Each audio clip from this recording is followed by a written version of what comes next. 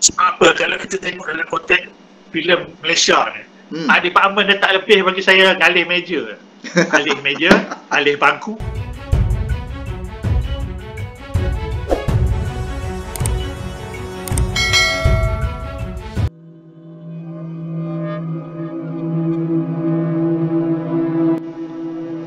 Okey, Assalamualaikum warahmatullahi wabarakatuh. Terima kasih kerana masih bersiaran dalam ruangan dan juga rancangan Kopi Kau Show. Alhamdulillah hari ini saya bersama dengan saudara Fadil Idris. Abang apa khabar bang? Abang Fadil? Okey, Alhamdulillah. Alhamdulillah. Alhamdulillah. Okay. Bang, program ni kita kumpulkan orang-orang belakang tabir lah bang. Legend-legend macam abang ni. Saya first time ni. Maksudnya kita interview pengarah seni, art director ataupun production designer. Inilah first time dalam saya punya channel lah. Tak pernah lagi buat lah kan. InsyaAllah lepas ni kita pergi lagi pada lepas ni kita jumpa lagi art director yang lain lah. 2-3 orang lagi dalam Malaysia ni ramai lagi kan. Tapi untuk pengetahuan semua, Abang Fadil ni memang orang lama lah. Kalau art director ni banyak filem-filem besar dia dah ikut apa semua. Hari ni kita nak tahu, kita nak kenal siapa tu Fadil Idris kan. Bang boleh, nama penuh tu apa bang? Memang Fadil Idris bang? Yes, saya tak ada penambahan betul. Memang Fadil Idris. Fadil bin Idris. Asal daripada mana bang? Asal? Itu full name saya lah. Saya asal Kuala Kangsar. Kuala Kangsar Perak. Okey, kalau abang tak boleh cerita sikit pasal abang punya pendidikan lah, secara ringkas lah bang. Pendidikan bang. Okay. Pendidikan saya memang asalnya saya dari fine art. Maksudnya saya graduate dari fine art. Tapi terpelanting ke dunia filem. Maksudnya masa itu. Maksudnya background saya seorang fine artist. Oh, fine artist lah. Kemudian termasuk. Okey. Macam mana boleh bermula dunia filem tu?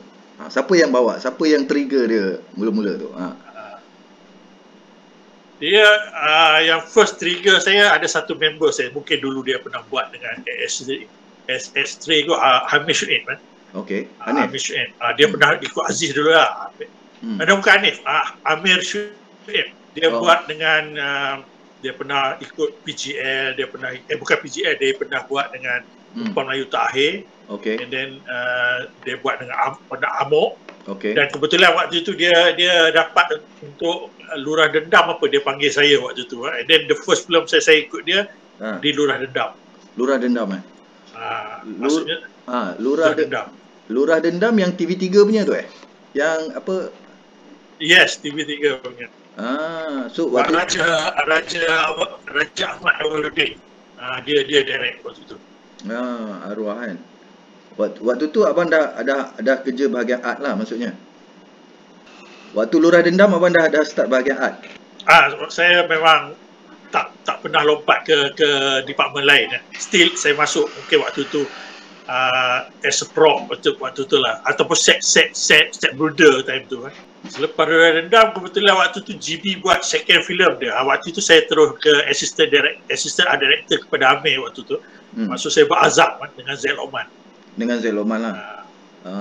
Kemudian banyak lagi. Lepas tu dengan GB banyaklah filem yang ikut bang. Lepas tu bila tak ada, just dua filem je. Dua filem dengan GB, and then third filem saya dua filem saja. Lepas tu third filem saya bila Way panggil saya kan. Way panggil saya untuk buat teater, buat Johor. Tapi sebelum Johor tu mungkin saya pernah bekerja dengan dia dalam stage kan. Itu buat teater Bakai saya ingat. Kenalan daripada Bakai stage tu. Yang dia waktu tu dia nak road Johor, dia panggil saya untuk follow Johor pula waktu tu. Dekat situ saya the first saya position saya sebagai art director dekat situ. The first saya. Okey. Kita bercerita buat Johor. Location dia dekat mana bang? Dekat Kelantan ke atau dekat 98% and 95% di Thailand. Di Thailand, and then mungkin around 3 or 5% saja dekat Malaysia ni. Itu dia banyak di Thailand. Thailand sebelah mana? Golok Thailand terabur lah. Maksudnya kami akan berada di Golok, di Nak Nerong, area Narathiwat. Pada sekitar 1 jam perjalanan daripada Golok ke sana lah, ke area kampung tu kan. Siapa yang memilih lokasi tu bang? Adakah influence daripada abang dia juga? Lokasi tu tak mungkin waktu dia orang nak roll waktu tu saya berada di Indonesia. Okey. Masa pre-pro tu kan, saya kebetulan ada Asian Artist Interaction di Jogja selama 2 minggu. Okay. Dan saya dihantar oleh Malaysia Lukis untuk ke sana. Dan waktu tu juga Johor dah nak roll kan, dah nak go to roll. And then balik ke Malaysia. Terus around 2 hari lepas tu saya terus pergi ke location. Maknanya cerita tu sudah ada based on location on script, mungkin dia berada di sebenarnya Selatan Thai, dan mungkin Way pun dah lock di area di sana.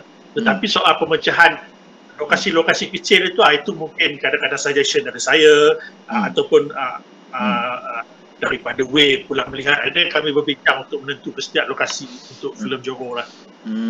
Tapi the main area yang kita akan highlight itu sudah berada di peringkat awal. Waktu peringkat pembinaan skrip, diorang dah nampak yang Selatan Thai adalah lokasi kita.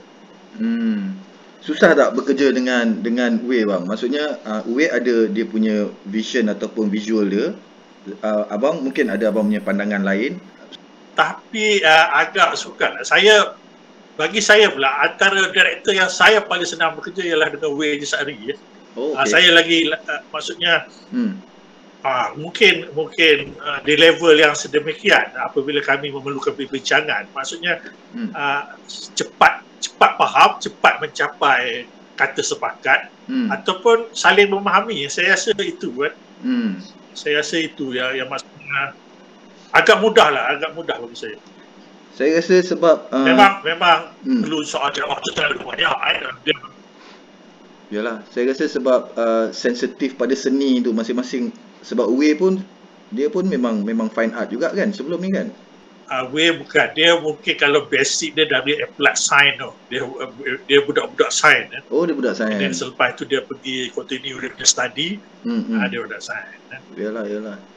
Tapi mungkin apabila Way di dalam filem, dan Way ni antara director yang bagi saya yang mengenali dunia seni visual yang paling hampir lah. Dia sebagai kolektor, dia mengumpul karya seni, dia memahami kata orang ism seni. Maknanya agak mudah bagi saya lah. Maknanya kami boleh berbicara dalam soal yang lebih tinggi sikit lah. Maksudnya kami boleh bercakap kalau apa macam konsep ni kita pakai avant-garde style Way ataupun kita pakai pop ke.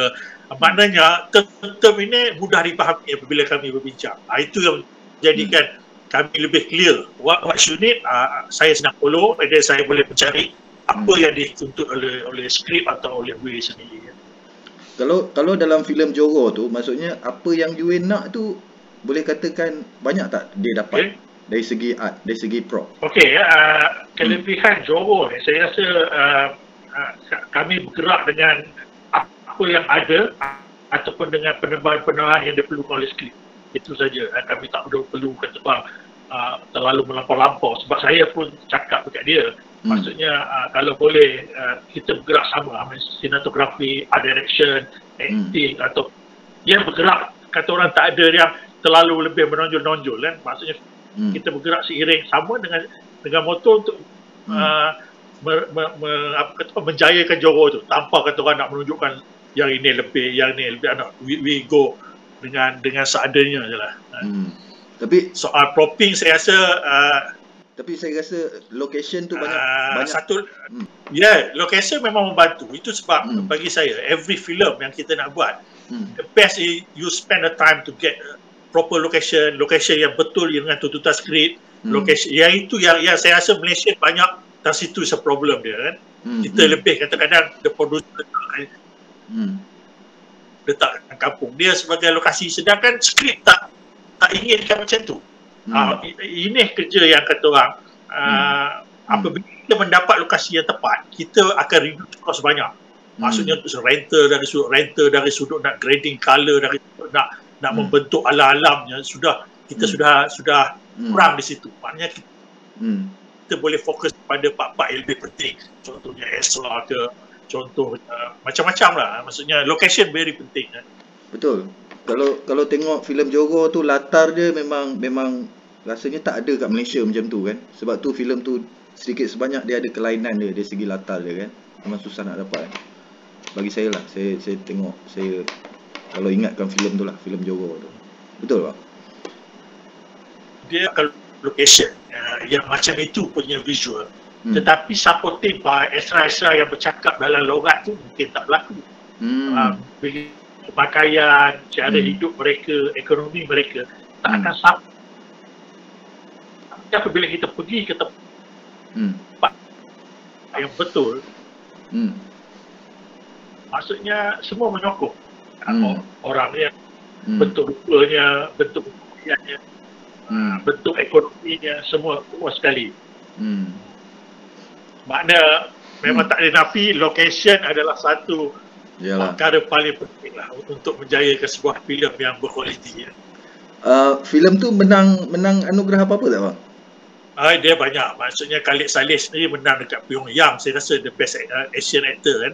And then dekat Malaysia pun menang pun saya rasa 4-5 award lah menang. Dan the bestnya sampai sekarang ni pun Johor masih diperkatakan masih di peringkat universiti, masih dibincangkan, analisa. Saya rasa kepuasan sebagai pembikin ialah apabila kita habis cerita tu tetapi dia masih hidup. Saya rasa itu yang banyak different filem-filem yang saya ikut berbanding dengan Johor. Tak situ Johor punya kelebihan. Betul. Ini yang kepuasan orang filem yang orang luar tak tahu sebenarnya. Maksudnya sumbangan seni, kerja seni tu memang kepuasan itu susah nak cerita lah kan. Okey bang, selepas Johor apa lagi filem-filem yang abang involve? Okay, selepas Johor ada filem tetapi tak banyak juga yang melekat dekat hati saya. Saya tetap mengingatkan macam Johor, Paloh, Bun, mungkin Buai Laju-Laju kan. Tu ada yang lain, mungkin last kali saya ikut Buntat. Ya, Buntat abang buat art tapi juga. Tapi every filem yang saya pergi tu buat art. Tapi ada different lah, maksudnya Johor dengan tuntutannya macam ini, director yang macam ini, Paloh director je yang macam ini, management team yang macam ini. Dia agak berbeza kan. Dan saya rasa dari sudut kontroversi behind the scene, memang Paloh lagi strong dia punya kontroversi kan. Malahan kalau ikut kata bang laju utama punya war sekarang pun saya tengok dalam tu punya bertenggang urat tu tinggi kan. Tetapi saya sekadar berhati sebab saya first hand yang sampai ke lokasi, saya tahu A to Z perjalanan dia benda-benda. Yalah. Compare dengan Bun mungkin main sikit atau berbeza sikit lah. Yalah. Berapa filem UA yang abang ikut? Buai Laju abang ikut kan? Okey. Tak banyak juga, maksudnya Way pun bukan orang yang produktif pun kan, maksudnya betul tak produktif pun. Yalah, selepas Johor dia hanya buat Buai Laju-Laju and then dia buat Hanyut. Dan Hanyut pun saya telah mendapat skrip setahun sebelum role dia sudah panggil saya dan Julia waktu itu dari Australia pun phone call dengan saya mengatakan untuk saya masuk waktu itu. Tapi mungkin time tu sebab saya sudah ada kontrak dengan RTM untuk 3-4 drama untuk di sana, lalu clash punya time kan. Lalu saya tak dapat ikut Way dengan Hanyut, saya tak dapat ikut. Itulah saya tak dapat ikut yang di situ. Tapi dengan Buai Laju-Laju saya ikut kan. Buai Laju ikut Tapi kata Buai Laju. Dan specialnya Buai Laju-Laju pula ialah Way memberi kebebasan saya, maksudnya try to find apa yang dia nak cari, lokasi yang macam ni dia cerita. And then saya boleh kata orang ambil kereta, kata orang Ricky dari Kuala Lumpur ke Kuala Terengganu pergi ke sana. And then bila saya balik cakap saya tak dapat, bukan tak jumpa lah, ada hal-hal yang tak dapat kemirip yang skrip dah kan. And then dia cakap, nama man, saya bergerak balik sini, rest 2-3-4 hari, saya bergerak pula dari sini pergi ke Kuantan, dari Kuantan ikut ke selatan Johor, ikut Nenasi, ikut sampai ke Port Dickson, sampai ke KL. Maknanya kau dapat tak apa yang tuntutan skrip. Saya kata masih ada, tapi ada kekurangan. Dan dia accept. Dan dia kata, main okey, dia bagi pergi travel pula dari Kelang sampai ke utara, dan sampai ke Kedah pula. Sebab fokus saya waktu tu nak mencari satu macam gerai ataupun warung gerai yang alone, tetapi belakangnya adalah ada laut kan, maksudnya kendak dia macam tu kan. Dan saya travel lah sampai sana, balik pun masih floating juga. Akhirnya kami jumpa kat Dengkil kan. Kalau ikan, and then we decide. Yalah. Tapi bagi saya usaha telah dilakukan. Itu yang saya respect weh. Usaha telah dilakukan. Kita dah travel satu Malaysia. Akhirnya kita decide lah mana yang sesuai. And then mudah kerja kan, mudah kerja.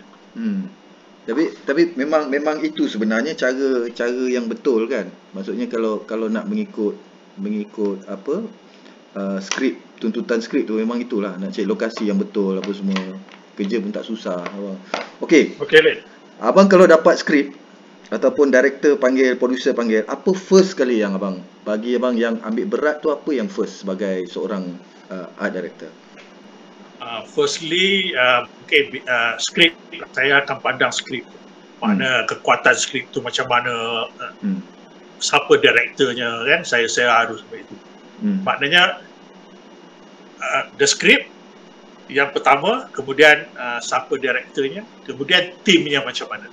Persoalan bajet saya tak heran, saya lagi suka kalau filem tu tak ada bajet. Maknanya bila tak ada bajet, tak banyak permintaan. Bila tak banyak permintaan, kita lagi banyak kreatif. Betul. Problem dengan tanpa bajet, saya rasa itu the best. Okey, faham. Okey, itu abang punya style lah. Okey. Alright. Saya punya style. Dan itulah, satu lagi saya pun tak banyak involved dengan banyak group. Saya kadang-kadang yang mana saya rasa suka, enjoy dengan team tu, enjoy dengan production manager dia, enjoy dengan director dia, baru saya go. Saya tak terjun pergi. Kadang-kadang pening. Betul, kadang pening banget. Maknanya abang memang particular bab skrip lah, cerita ataupun semua macam tu lah sebelum abang ambil satu-satu kerja lah macam tu lah. Okey bang, apakah genre dan juga konsep filem impian abang lah? Maksudnya untuk the next lah, apa you punya dream kalau dapat lah dalam kerja-kerja seni abang? Abang nak filem macam mana ke? Tak tahulah, saya rasa kalau dapat, saya yang sebetulnya dari sudut saya believe dengan cerita semasa. Cerita semasa saya believe. Maksudnya cerita semasa yang mempotretkan kehidupan masyarakat yang berada di setinggan, berada di level-level marhain. Tak perlu nak naik ke dunia korporat, nak berbangunan canggih-canggih. Saya suka cerita yang berada di peringkat bawahan, marhain punya story kan. Mungkin sebab background saya banyak buat yang kata orang epic sikit, 50-an, 70-an, jenis-jenis yang macam tu. Tapi itu kerana skrip. Tetapi my personal, saya believe dengan cerita-cerita semasa, cerita-cerita marhain di bawahan ni, ada kekuatan dia. Dan di situ dari sudut costing pun yang tak besar, tapi kita perlukan skrip yang mantap. Betul. Saya lebih percaya dengan cerita-cerita yang berlatarkan situasi itu. Tapi sebenarnya latar macam ni yang kita boleh bawa. Yalah, saya memang macam mana kita mempotretkan kehidupan di PPRT. Betul. Saya rasa latar macam ni yang satu lagi dia bersifat contemporary. Dia bersifat nak kata jenayah di situ paling banyak, nak kata aspek of manusia-manusia yang tertekan, manusia yang sifat. Yalah. Tapi cerita macam ni yang boleh bawa ke international bang sebenarnya, saya rasa lah. Sebab latar-latar macam ni orang luar pun nak tengok bang. Yes, betul. Yalah. Okey bang. Betul. Saya nak tanya sebab apa? Contoh kalau Contoh apa? Sambung. Okey, contoh apabila kita tengok filem-filem dari Iran, dari Scandinavian, dari Mexico, dari Brazil, Latin, semua datang kebanyakan berkisar dalam kelompok masyarakat yang padat, kelompok masyarakat yang bawahan, ya. Dan itu kalau kita sekadar nak tunjuk KLCC, menara hebat-hebat, saya rasa you nak compare dengan New York punya latar, London punya latar, dia orang lagi hebat dia buat tu, kan. Tetapi soal masyarakat bawah ni, itu yang membezakan ini, membezakan dunia maju, third country, di sinilah letaknya. Yalah. Tapi mungkin takut orang-orang kita merasakan nak gambar cantik, situ jelek. Yes. Yalah, betul. Abang, kerja seni lain apa lagi yang abang buat, bang?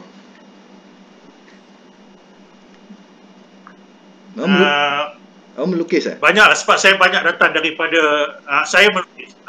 Kalau macam belakang, ini lukisan-lukisan saya, kan. Yalah. Memang before saya buat filem pun saya banyak di situ, kan. Itu yang kadang-kadang saya boleh tak perlu dalam filem kita tak boleh nak express 100% kita punya, sebab kita terikat dengan skrip, terikat dengan producer punya kewangan, terikat dengan vision director, macam-macam. Tapi apabila saya melukis, saya dapat express apa yang saya hendak, kan. Maksudnya saya dapatlah membuat kepercayaan saya tentang seni pada dapatlah meluahkan 100% punya kepercayaan saya, kan. Betul. Saya ada tengok abang punya lukisan yang tu, yang badan serigala, telinga anjing, betul yang tu, Yang tu yang saya rasa apa, September 16. Betul, bang? Itu abang punya painting, kan? Ada pameran itu, ada satu pameran yang ambil. Betul. Itu saya punya. Itu kebetulan gue ada buat pameran. Okey. Jumping Jack Flash, apa dia panggil saya untuk import, kan. Kebetulan lukisan tu saya buat, saya kata saya hantar tu lah, kan. Yalah. Itu mungkinlah saya suka melihat ada part-part, kan. Ada tapi core saya banyak jenis kayu dan jenis macam-macam lah saya buat. Macam itu juga apabila saya import dengan filem, saya mengenali dunia editing, dunia VFX, dan saya menggunakan kelebihan yang situ untuk saya gunakan dalam artwork saya. That's why saya suka bermain macam saya mencampur aduk, kan. Maksudnya bagaimana satu saya ada image, tapi bagaimana saya menggunakan software ini, saya campur-campurkan software ni untuk saya mendapat satu image baru, kan. Macam mana kata orang muka contohnya kalau penyapu, tapi saya campurkan dengan muka Netanyahu, apa jadinya, kan. Efek-efek ini yang kadang-kadang sebab komputer nak buat, tetapi komputer punya kemampuan, dia mampu buat, kan. Betul. Dia mampu menjana itu. Yalah. Dan anda kata pula, kalau saya terlibat dengan satu filem hantu, saya boleh membentuk hantu saya sendiri, kan. Itu yang guna dia apabila kita meneroka benda-benda ni. Apabila kita berdepan dengan dunia filem, kita boleh membawa ilmu penerokaan ni, kan. Itu saya tengok Malaysia masih kata tu hantu polong, hantu raya lagi. Kita tak pernah memperlihatkan bagaimana hantu bawa kawadi, kan. Sebab saya bila pergi tengok hantu cave tu, saya tengok dia punya ornament tu, hantu dengan muka dia, make up dia. Saya katakan dah sebetulnya kita boleh create hantu dalam pelbagai bentuk, sebab hantu ni tak pernah spesifik muka hantu raya macam ni. Tak ada. Apa saja yang menggerunkan, kita boleh ambil rasa gerun tu, dan kita terdapat. Itu saya tengok, olah hantu kawadi kalah train tu busan train tu kelap betul. Macam mana hantu bawa kawadi duduk dalam tu, kan. Yalah. Dengan mata bercelak, jidat terlihat, limau gantung relay badan, sirih, kapur, kan. Gigit bara api, bagi saya itulah satu idea yang kita miliki, yang kita boleh push keluar, kan. Betul. Kita tengok Intan Roja, yang sebetulnya saya believe sumber kita idea banyak, tunggu lagi sejauh mana kita percaya idea kita nak bawa. Itu je. Betul. Sebenarnya kerja pengarah seni ni susah sebenarnya, bang. Bukan senang, kan. Tapi kalau orang nampak benda tu macam senang, tapi sebenarnya susah. Pasal dia nak apa? nak menyokong lagi cerita, nak merealisasikan lagi cerita tu susah. Sebab apa, kalau kita tengok dalam konteks filem Malaysia ni, department dia tak lebih bagi saya alih meja. Alih meja, alih bangku, masukkan kamera, dia orang kan. Dia tak berfikir macam mana kita mengangkat skrip itu, menginjek dengan penambahan, membuat dia lebih over. Betul. Ataupun membuat minimalis.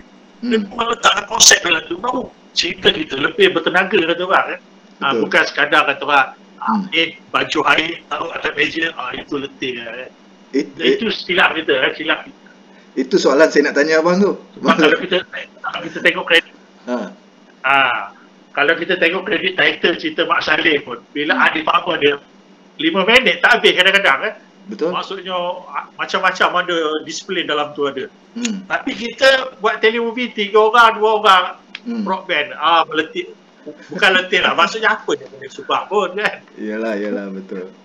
Tapi bukanlah saya lagi suka, saya suka mencari satu production yang tak ada bajet, kita pergi dengan betul-betul komitmen, suka je.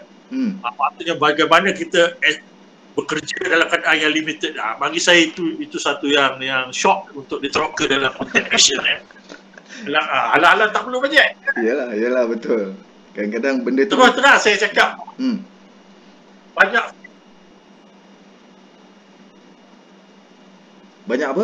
Terus saya cakap macam saya terlibat banyak filem yang saya terlibat, contoh macam kalau saya cakap bajet department tak besar, tetapi tak adalah orang nak ungkit macam-macam, tapi kita berjaya mempositionkan visual itu sampai orang tak perlu IU macam-macam. Betul. Macam saya buat hutan tu, orang cakap sin dia. Saya rasa video 30,000 dia department ada duit kan.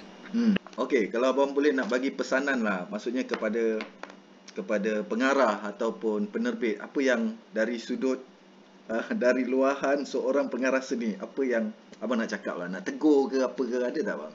Semestinya banyak, kalau nak tegur tu banyak kan. Okey. Saya rasa filem kita tak akan terselah dari sudut making dia. Ada kata department itu tak diberi peruntukan yang tepat, department tak beri masa yang tepat, dan mereka memilih department yang bukan kata orang bekerja dalam konteks memikir. Mereka hanya bekerja dalam konteks kederat, alih sana. Dia yang paling penting, department ini ataupun production design ataupun director ni harus ada idea dia sendiri kan. Harus dia memikirkan bagaimana nak mengangkat skrip itu, menampakkan yang skrip itu dari sudut make and scene dia tu bersesuaian dengan apa yang nak disampaikan kan. Hal-hal tu. Tetapi itu tak berlaku sebab kalau dia anggap macam satu adegan, dia tetap menganggapkan prop kena ada air dan cawan. Itu je dia punya kos, air dan cawan tu. Dia terlupa yang rumah itu dimiliki oleh sekian-sekian, karakter itu suka sekian-sekian. Elemen-elemen yang menyokong di belakang tu adalah main and scene kepada karakter tu. Betul. Tapi dia orang hanya memikirkan sokongan prop tu, dia orang tak fikir sokongan material lain yang menyokong karakter itu, menyokong cerita tu. Itu kelemahan yang kita miliki ya. Tak kira lah kata orang kalau cerita pendekar pun dia pandai bersilat, tapi soalnya kostum dia, rumah dia, makanan dia, environment dia, itu yang menyokong dia sebagai seorang pahlawan ataupun apa saja kan. Abang melihat macam mana production sekarang bang, dari segi maksudnya dari segi pengurusan, dari segi kualiti pengarah sekarang ini bang, kalau dibandingkan dengan 10 tahun dulu, overall kita tak nak tuding pada siapa, overall bang. Bagi saya seolah-olah kita berada dalam situasi mengundur. Sebab apa? Okey, setuju. Dengar. Saya rasa tentang apa, kalau kita fikirkan dengan sekarang punya kecanggihan dari sudut teknologi, sikit apa kita boleh guna pakai, sepatut kita lebih ke depan. Tetapi apabila sekarang saya tengok mungkin saya mengharaplah dari sudut pengarahan, keilmuan diorang penting kan. Ilmu pengarahan diorang penting, ilmu pembacaan skrip diorang penting, vision diorang penting, benda tu penting. Begitu juga manajemen ni kata orang bukan hanya sekadar menyediakan makan minum, manajemen ni kata orang how to support the script itu untuk jadi ya. Makna management ni pun satu hal yang penting juga kan. Itu yang kalau mereka membuat filem dengan hanya nak mengejarkan 20 hari kita harus selesai, janji ada gambar, saya rasa selama hari filem kita tak akan ke mana kan. Dia perlukan itulah, perlukan penulis skrip yang hebat, aktor yang sure juga hebat, teamwork yang menyokong tu juga harus hebat kan. Dan seorang produser yang bersikap terbuka, terbuka dalam konteks kualiti kan. Bukan terbuka nak kira untung aja. Kira untung aja, sebab untung ni bagi saya agak sukar lah kan. Agak sukar, sebab itu kita terpaksa melayan kehendak majoriti rakyat dan majoriti penonton pun kita harus faham, bukannya orang-orang yang kata orang boleh berfikir sangat kalau kita tak berkualiti, how can kita nak ajak penonton berkualiti menikmati dia? Tak dapat. Betul. Dan itu saya setuju. Pembikin yang berkualiti akan melahirkan penonton yang berkualiti. Bila penonton yang berkualiti besok, barulah saya rasa industri akan berubah. Yalah. Hopefully lah, insyaAllah bang. Saya rasa abang memang berpandangan besar dan juga berpandangan luas dalam dunia filem. Orang yang serius macam abang dalam pembuatan pembikinan ni tak ramai dalam industri sebenarnya. So kita harap lebih ramai lagi. Apa nasihat abang pada budak-budak prop master yang baru, daripada prop man naik prop master, apa abang punya nasihat abang? Nasihat saya, diorang harus menonton banyak, diorang harus travel banyak, harus mencarikan link dengan propping ke apa yang banyak, dan mereka harus banyak membaca membaca kehadiran diorang dalam production. Diorang boleh menyumbang idea, menyumbang pandangan kalau tidak dia akan ikut total aja, akan mengikut kehendak skrip, total juga akan mengikut cakap director. Sedangkan bagi saya ada part yang demi kualiti satu filem kita harus memberi sumbangan idea, walaupun kita berdepan dengan itu bukan taste director, bukan taste producer, tetapi you harus bercakap soal kemenangan itu. Itu penting. Dan ya, sebab saya rasa sekarang pun banyak baik director ataupun prop master, dia orang just hanya menyediakan apa yang skrip hendak, tetapi mereka tak berfikir persoalan-persoalan lain, bagaimana nak mengangkat skrip itu dengan lebih berkualiti. Walaupun kita berdepan, yalah, maksudnya sekarang kita pun memerlukan kualiti pengarahan juga. Itu paling penting. Betul. Kerja production ni memang kena satu tim lah, kerja beramai kan, nak menjayakan tu. Okay bang, last question. Betul. Last question. Macam mana PKP memberi kesan pada abang? Sorry tanya. Banyak memberi kesan tak bang? Macam saya ada je lah 2-3 drama yang sangkut. Kebetulan masuk pun ada lah, saya tak nafikan. 2-3 dalam tempoh 3-4 bulan ni saya tolak macam tu je. Tapi ada drama yang patut pergi tapi tak dapat pergi. Tetapi dari sudut artistiknya, saya boleh buat artwork saya banyak. Itu yang saya rasakan. Dari sudut kesenian saya tak non-stop. Saya boleh berfikir betul. Itu baru ni saya advertise kat FB saya. Saya nak offer mana-mana production yang nak buat telemovie, tetapi kita menggunakan konsep of storyboard. Maksud walaupun kita buat telemovie, kita buat storyboard. Memang 80% daripada Malaysia film tak buat storyboard, kurang. Betul. Tetapi saya rasa kita harus mulakan langkah baru dengan, walaupun telemovie yang simple, kita bergerak dengan menggunakan storyboard. Sebab saya ada idea yang kata orang, bagaimana storyboard itu boleh kita buat dengan very mudah. Dan akhirnya schedule yang kita selama hari ini bersifat bertulis, tapi schedule boleh kita sediakan dalam konteks of storyboard. Maksudnya tomorrow lokasi 3 hari lagi lokasi dekat mana kita sudah tahu gambarnya macam mana, kita sudah tahu croppingnya macam mana, pakaiannya macam mana, apa yang perlu nak pakai, dan benda tu boleh di WhatsApp. Maknanya 3 hari before kita turun ke lokasi, kita sudah tahu apa yang kita nak buat.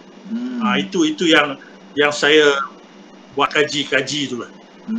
Saya mula berfikir bagaimana era digital ini production mampu bekerja dengan lebih sistematiknya. the first bagaimana element of storyboard itu kita digitalkan. Kita bersedia ke era itu. Maknanya kata itu yang pre-pro perlu masa pre-pro supaya kita ready semua. Dan storyboard sendiri menyediakan satu screenplay yang tepat kan. Maksudnya macam tu.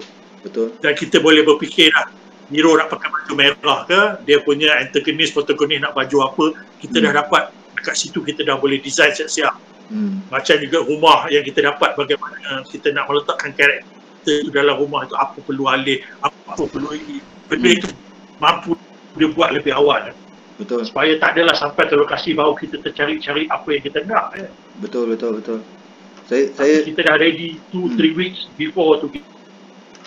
Saya sangat setujulah kalau storyboard tu datang awal kan. Maksudnya kita buat preparation storyboard. Tapi telemovie ada storyboard memang jarang orang buat bang. Maksudnya kalau abang saya juga membuat satu proposal mengatakan orang penulis skrip itu bukan dia seorang penulis skrip sekarang bukan dia menulis secara sendirian. Dia harus disupport oleh 2-3 menyokong dia. Maksudnya seorang penulis skrip dia nak cerita zaman dulu kan. Kadang-kadang dia hanya bercerita soal storyline tetapi dia tak tahu alam macam mana. Di sini kita memerlukan figure-figure yang menyokong dia. Maksudnya yang akan menggaji istana tu macam mana, pemakaian macam mana, social kehidupan macam mana. Dia akan memberi idea, sumbangan data kepada penulis skrip. Lalu penulis skrip, apabila dia nak menulis skrip, dia dah nampak dah istana macam mana, dia dah nampak dah baju macam mana, dia dah nampak dah sebuah alam tu macam mana. Bagi saya, dia lagi mantap. Maksudnya penulis skrip sekarang harus mempunyai tim. Tim. Bukannya penulis skrip bergerak sendirian, dia harus ada tim belakang dia.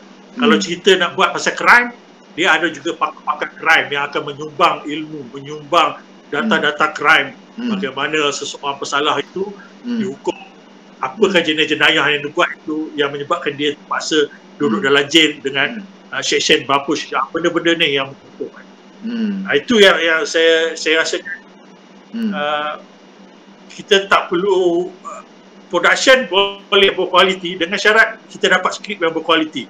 Dan skrip yang berkualiti harus dilahirkan oleh penulis yang berkualiti yang mempunyai jaringan-jaringan yang kuat. Penyumbang idea, penyumbang data untuk seluruh benda. Betul. Saya 100% setuju abang punya cadangan ni, abang punya komen hari ni. Apa-apa pun bang. Kita dah hampir 40 minit bersembang. Panjang ni. Saya terima kasih banyak-banyak. Sangat-sangat. Apa? Itu saya. Sangat-sangat berbesar hati. Saya tahu abang memang suka travel bang kan? Sekarang abang tak travel lah kan? Kalau tidak dulu memang jam.